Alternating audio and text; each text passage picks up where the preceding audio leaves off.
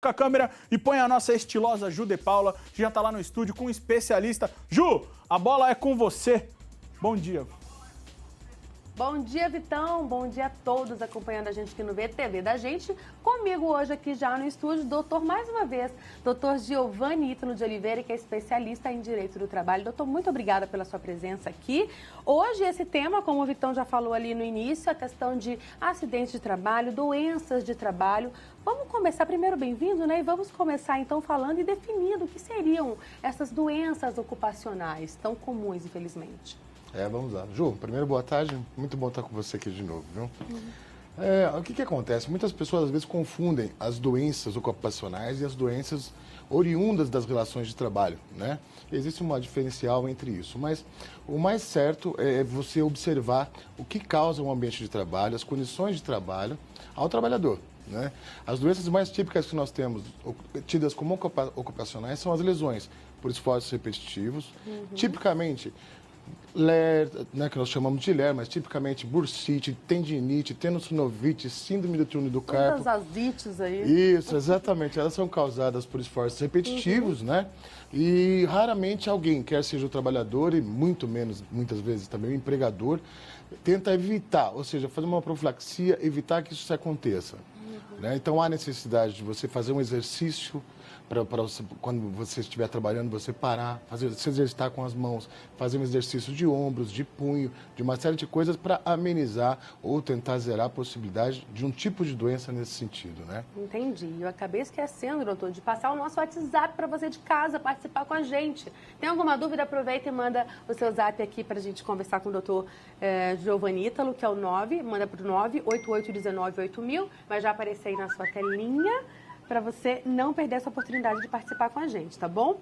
Doutor, aqui, agora que sabemos a questão das doenças ocupacionais, o que esse trabalhador, ao perceber que adquiriu essa doença ali ao longo desse trabalho, ou de repente sofreu um acidente de trabalho, como que ele deve proceder? Qual que é o direito dele nesse momento, nessa situação?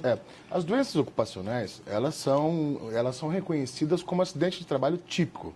É diferente do acidente enquanto um acontecimento único e nefasto, ou seja, o acidente que nós conhecemos. Levou um tombo, bateu um veículo, aconteceu alguma outra situação. Então entra como acidente de trabalho, Sim, a doença. As doenças ocupacionais, elas caracterizam como um acidente de trabalho também, para todos os efeitos, inclusive para recebimento junto à Previdência Social, porque os benefícios são diferenciados entre doença e doença ocupacional, né? Os benefícios são diferenciados e há realmente uma equiparação nesse sentido. Mas o mais importante do trabalhador não é só ele observar, mas ele também exigir do empregador, efetivamente, quer seja através do Ministério do Trabalho, quer seja através das delegacias do trabalho ou do seu próprio sindicato, para se evitar, assim, eventualmente, uma retaliação por parte do empregador, etc. Mas ele exigir as condições de trabalho para evitar a doença, porque o intuito não é que você seja indenizado ou que você tome providências, o intuito é você não ficar doente. Né?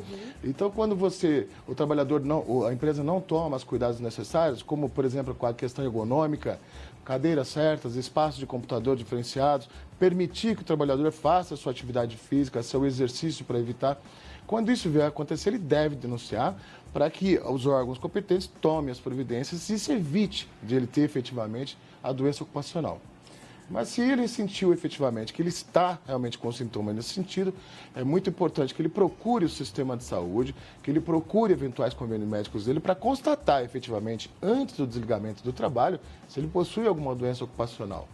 Porque a Justiça do Trabalho, o Direito do Trabalho, ele vai proteger o trabalhador para efeitos de eventual reintegração e para efeitos de eventual indenização, né, por acidente de trabalho em razão da estabilidade adquirida. Mas quando ele já saiu da empresa, fica muito difícil e em razão da própria morosidade de uma resposta rápida do Poder Judiciário. Então é importante que ele já saiba isso enquanto vigente o contrato de trabalho dele, para eventualmente tomar uma providência e fazer valer o direito, pelo menos a garantia do emprego, por hora. Né? Mas isso também não impede que ele tenha um direito à indenização por danos morais, pensão mensal vitalícia, se houver um resultado nefasto, se houver uma perda da capacidade de trabalho, e eventualmente um dano moral também em razão da perda salarial, etc. Assim. Certo, e a gente tem uma participação já aqui, doutor, da Andréia de Montemor, que fala o seguinte: meu marido foi diagnosticado com crise de ansiedade e isolamento, ele fica muito nervoso, não consigo ir trabalhar, pois é por o serviço dele que desencadeou isso. Ele pode afastar ou não? Ela fala que ele não consegue trabalhar E ele diz que foi o próprio serviço que desencadeou toda essa situação. Nesse caso, ele pode pedir esse afastamento, doutor? Olha, se às vezes, aí que tá, pode ter a ver um assédio moral que está causando isso, né? Tem que fazer uma investigação aí para entender. Ou pode haver um outro agente causador, eventualmente uma própria condição insalubre de trabalho, etc. Mas o fato é que hoje, da mesma forma, a Previdência Social reconhece, sim, como a depressão, qualquer tipo de doença psicológica causada em razão do trabalho, vai se equiparar também a acidente de trabalho, ele tem o direito ao afastamento. Veja, o afastamento é concedido pela Previdência Social, não pelo empregador. E durante esse afastamento, doutor, quais os direitos? Esse trabalhador, ele continua recebendo? Como que funciona? Esse pagamento é feito pela Previdência Social. Ela vai pagar o benefício daquele trabalhador afastado, né? E após eventual alta médica, ele tem uma estabilidade mínima de 1 ano, né? Em razão de uma lei específica, 8.213, de 91, que ela prevê essa questão. Mas no caso específico do marido dela, se ele está realmente diagnosticado com isso, ele tem direito ao afastamento. E nesse caso, embora a empresa não seja isenta de eventual responsabilidade pela causa, mas o afastamento agora em si é da Previdência Social. E ele faz jus, sim, com certeza absoluta, ele deve pedir o benefício que ele vai conseguir se afastar. Então tá certo, fica aí a resposta então para Andréa lá de Montemor. Doutor, muito obrigada mais uma vez pela sua presença aqui. Nós conversamos com o doutor Giovanni Ítalo de Oliveira, especialista em Direito do Trabalho. Juliana de Paula, de Campinas, para o VTV da gente.